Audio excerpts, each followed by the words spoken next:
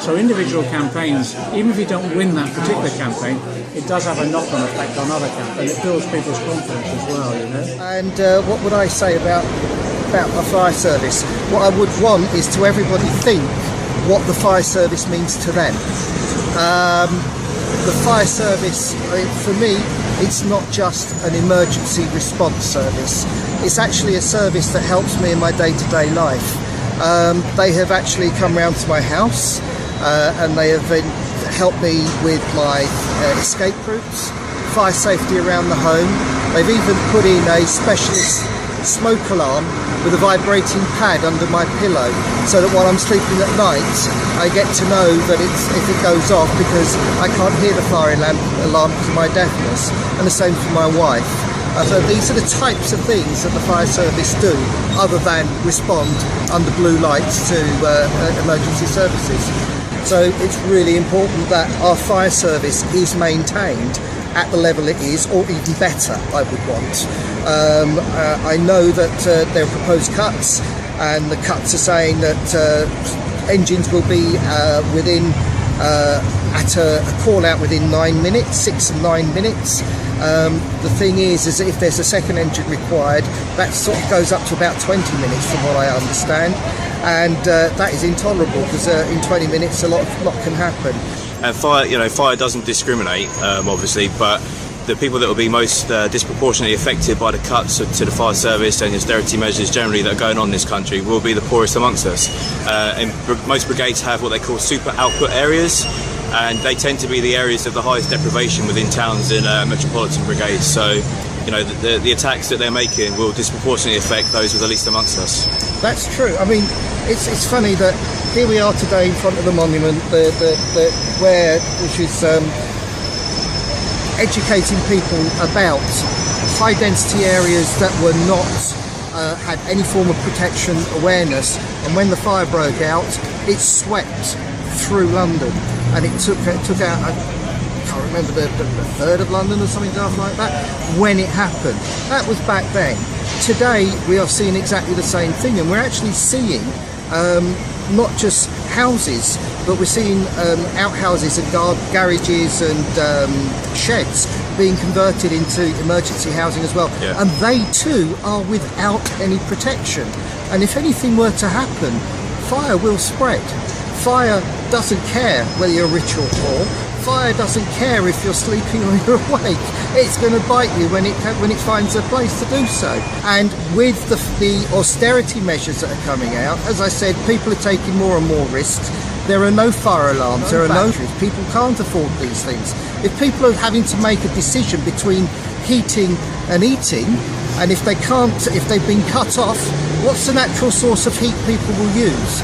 It will be gas fires, or it will be fires in steel pots in the house, paraffin fires, those types of things, and they will happen.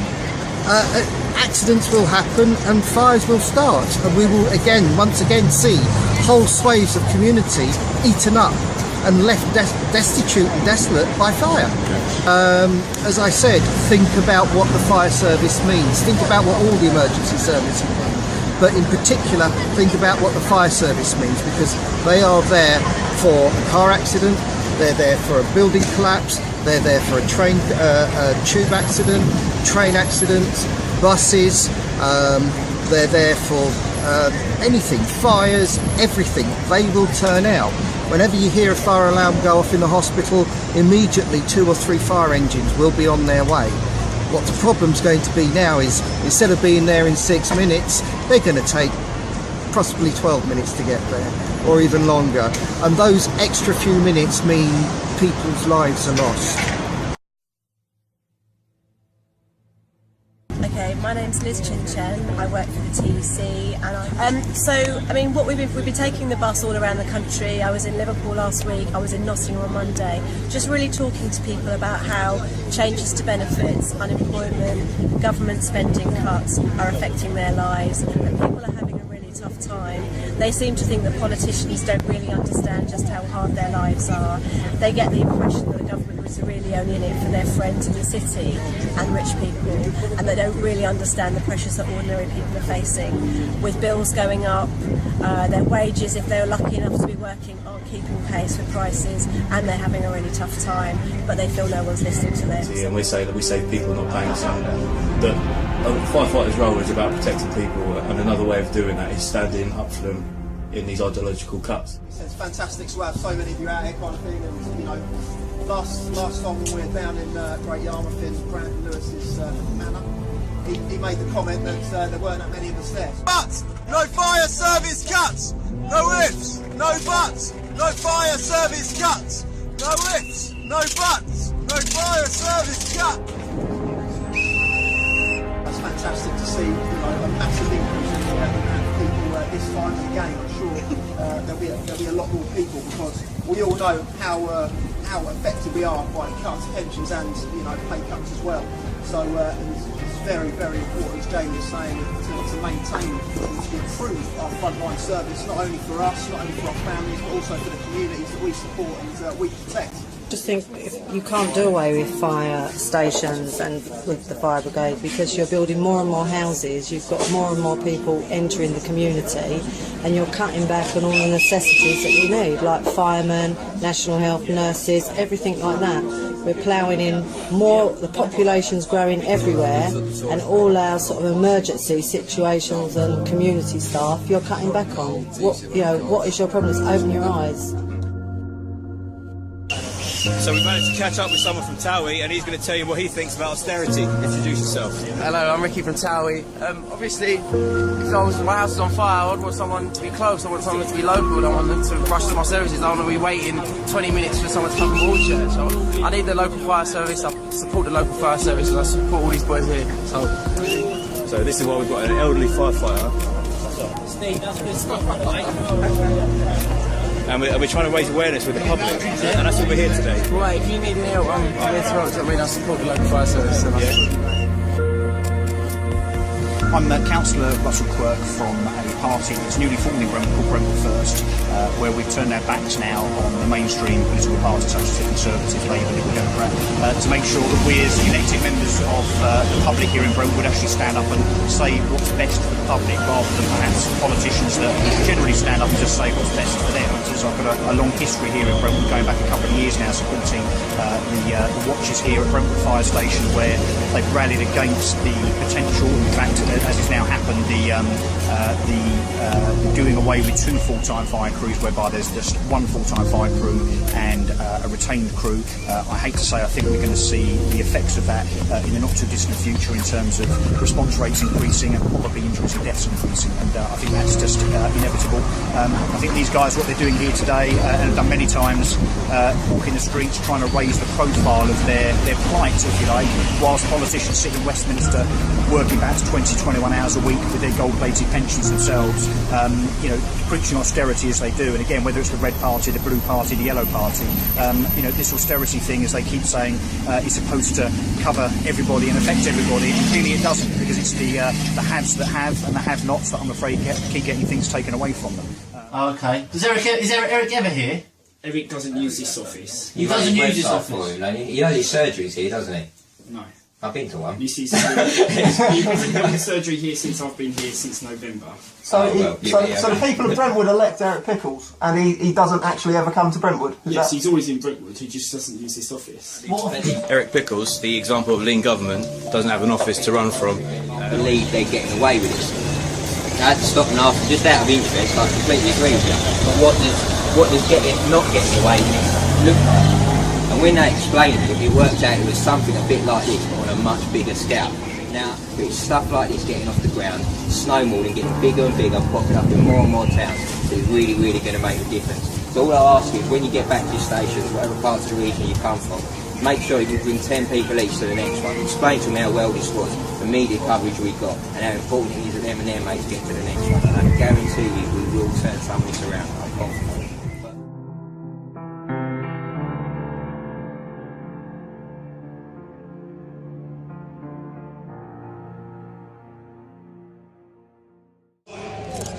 Where's that stop? Let's face it, you're mostly working class scum, pretty much putting out fires because you couldn't get any other jobs or didn't get any other qualifications. And the bottom line is that as far as us, the Conservative Party, are concerned, you're screwed. You're screwed and there's absolutely nothing you can do about it. And frankly, I've got to be honest, we're not that bothered. Because if you live in Kensington, a lovely area like that, what you find is that there's a better quality of fire truck that generally rolls around because, surprise, surprise, we're not going to cut any stations in those areas. I just want to say Boris is doing a bloody good job. You're all moaning, it's been unnecessary, and even though the Lib Dems are sorry, the reality is that they're not really. They're just playing devil's advocate, and we're just basically getting on with the important thing of getting Britain back to the important part of the world that really matters, the financial part of the world. As you can see, we've got the old Shard over there, and we've got enough buildings that really need saving. So what we might try and do is institute a different type of fire service. A fire service built on bonuses, because why should you get paid the same for saving someone in a lovely skyrise over there in Knightsbridge as you do for a terrible council estate where some benefit scrounger has probably put a cigarette on the floor and caused the fire? Isn't that right, Paul? Absolutely right, yes.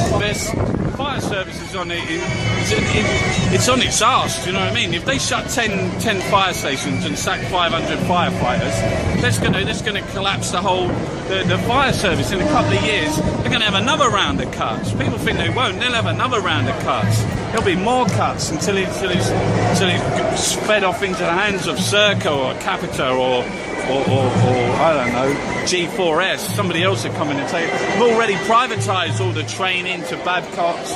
They're going PFIs for more, knocking down fire stations and rebuilding them. It's a joke. Obviously today we're here about the London fire cuts that Boris Johnson's pushing through despite his own fire authority rejecting them.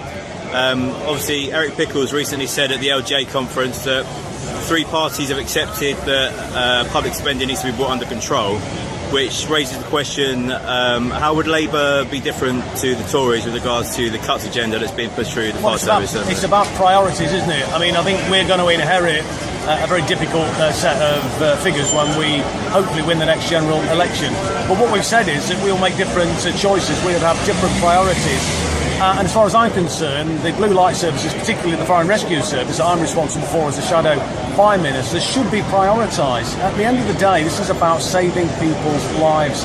And I think people need a strong public sector run fire and rescue service to make sure that they can sleep safely in their beds. And it isn't just about, of course, rescuing people from fires. The fire and rescue service, there's a much bigger emphasis these days on the rescue part of what they do. The increased flooding incidents, for example, is an area that obviously needs to be supported. So what we would say is we would have different priorities. We would prioritise the Fire and Rescue Service, and we'd also invest in the economy to generate the tax revenue, which can then be invested in public services, so we don't have to go through this totally counterproductive austerity programme, which failed in the 1930s and is failing today. Yes. So it's a very valid point there you made about water rescue flooding incidents. Am I right in saying that the Fire Brigades Union have called for the government to make it a statutory duty under the Fire and Rescue Services Act to attend flooding incidents, but they at the minute refusing to do that because obviously they'll have to put their hand in their pocket to provide the equipment for it. At the minute it's coming out of brigades budgets, and as you rightly said, flooding incidents are increasing. They are increasing, and with climate change we're going to see more of that.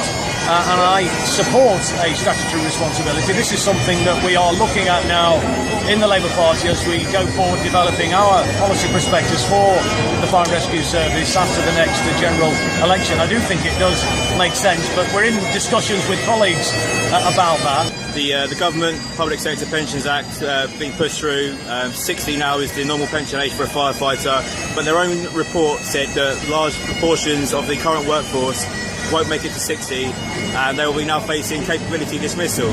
Brandon Lewis has said that that's an issue for local authorities and that the government won't take any responsibility for it. This is just the latest set of pernicious pieces of legislation that the government has pushed through, and Brandon Lewis, Eric Pickles, they like to sort of wash their hands of any responsibility and say, well, this is just a matter for local fire and rescue authorities. But they're setting the legislative framework, and the Williams review that you referred to was very clear that on current sort of fitness levels on which firefighters are recruited into the fire and rescue service, the vast majority of them, when they get over 55, are not going to meet the capability requirements. And I've urged Brandon Lewis and urge him again to get round the negotiating table, to negotiate in good faith, because as far as I'm concerned, they've been negotiating in bad faith with the FBU. The FBU has been prepared to negotiate. They've put forward compromise proposals on the table, and I would urge Brandon Lewis to take them up and move forward, because the last thing this country needs is a full-scale firefighter strike. But I fear that Brandon Lewis is pushing the FBU in that direction. The reason why people join the fire service is to help people and to save people's lives and give them a second chance if they ever have to dial 999. But another way we can do that is by providing them for a voice during these times of austerity that we're being attacked, and that's why we save people, not banks. No, it's right up my street. It's been my life, really. And I've lived long enough to be able to see that it is possible. I mean, when you live a long time, you do realise that throughout that life there have been occasions when a second front could have changed history. I mean, had the Deputies Union in the pits with that 80% ballot result gone on strike and shut them out Schofield, that was the end. This connection with the FBU, so I'm on the group, and I always think they have the potential to win, mainly because they're in a very dangerous occupation. What they're doing really is saving real people that they don't know, but they're from all walks of life. But as we know, most fires tend to be in those poorer areas, not all, but a lot of them. And together with the uniform, it is a powerful message. So I said to him right at the beginning of this dispute, when there was a threat to push the pension age up to 60, that they had the potential to win despite all the austerity and everything else. The union I picked out amongst them all that might get topside this government in their evil ways would be the FBU. And I'm still convinced about it, that you will pierce a hole in their defences and other people can clamber through the fence. When they talk about cutting firehouses, when they talk about cutting fire companies, we know it's the people that we work for, that we care about, that we're willing to risk ourselves for. Those are the people in harm's way, and we're pledged to protect those people. So cutting fire services that's going to save lives makes no sense. In today's dangerous world, we need first responders, we need people in emergency services to keep our friends, families, loved ones safe. That's a simple equation. Public calls, we come. That's what we do. Let us keep doing it. All you're asking for is the ability to do your job. Fires are dangerous things. Firefighters are trained to deal with them, but they're only trained to deal with them with the right equipment, the right training, the right procedures, and yes, the right resources. And just the other week in the West Midlands at Smethwick, we saw a huge fire, and there were some fantastic, remarkable, iconic pictures from that incident all across the front page. And our people in the West Midlands did a fantastic job. By the way, our people in the West Midlands were also stretched to the limit that night with one pump left in the whole of the West Midlands while they were dealing with that Smethwick incident.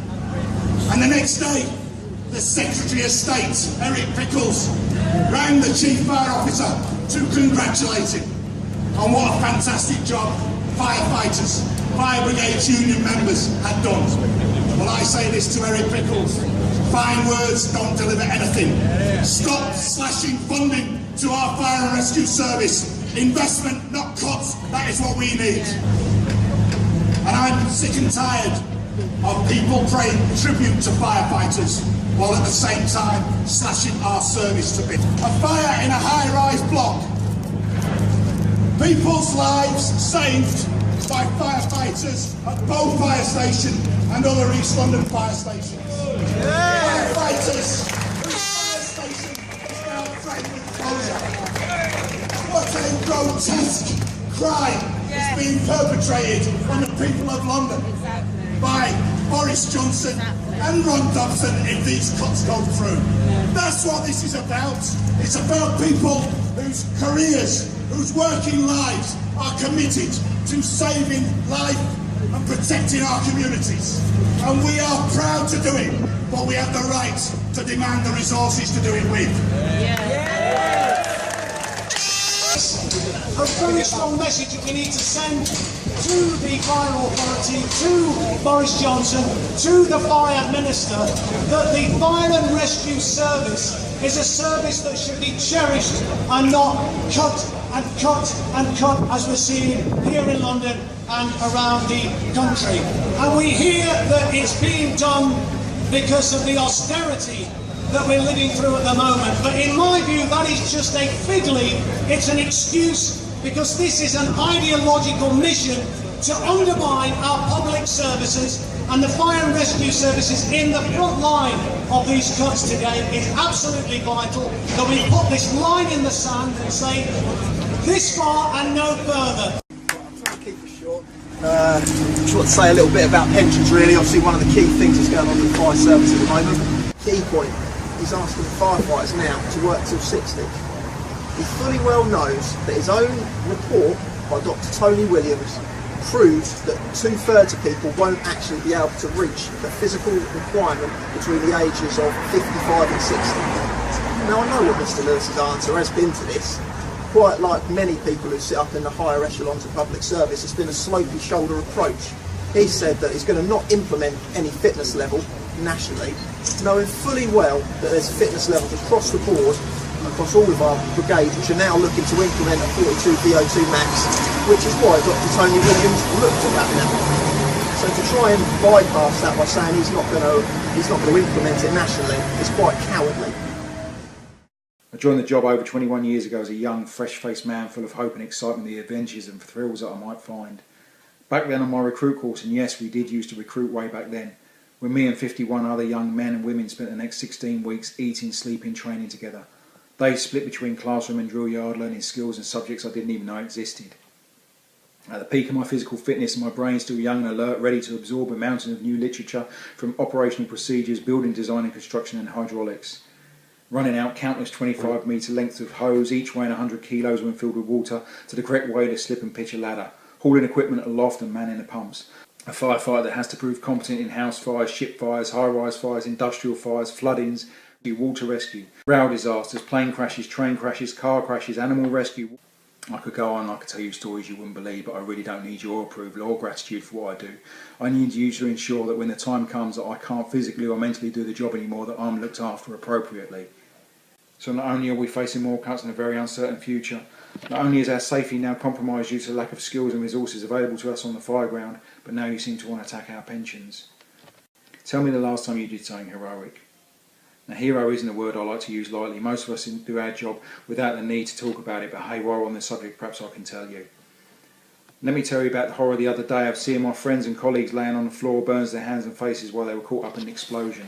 I love my job and I'm committed to serving and protecting the public, but I'm also committed to protecting my family. And so 3 years of trying to negotiate a deal with the government to be bullied into your conditions of this is a deal and if you don't accept it then we'll impose a worse scheme is not negotiations, Mr. Lewis. That's a dictatorship. And so you leave me with no choice, Mr. Lewis. I turned to leave the station in darkness, closing the doors behind me. Maybe you could do something to protect the public, because I've done all I can. They haven't got a leg to stand on their argument of making firefighters work to 60. They know it will mean that people cannot meet fitness standards. Their own evidence, their own report shows that, and yet they ignore their own evidence. And if you think about those incidents I've mentioned, and Pickles praising firefighters in Smethwick, can you imagine large numbers of 60-year-olds doing that job. Utter nonsense. We are being asked to pay for a crisis in the economy that was caused not by you, not by the people who clean our streets, or look after your mums and dads in care homes, or feed school meals to your kids, but people sitting behind keyboards in the big banks, betting millions and billions of pounds every day to make as much profit as possible. It's that profit system that's caused this mess that the economy is now in, and you're being asked to pay the price of it. And when they say there is no money, well, they can find money to cut taxes for millionaires. They can find money to cut taxes for big business. They can find money so that Britain now has more bankers paid over €1 million a year than anywhere else in Europe. Don't believe them when they say there is no money. There is plenty of money in this society. It's in the wrong hands, that's all. Stand together, stand up. Don't come to the London Fire Brigade. We stand together, firefighters, communities, united in struggle, solidarity. Let's carry on this fight.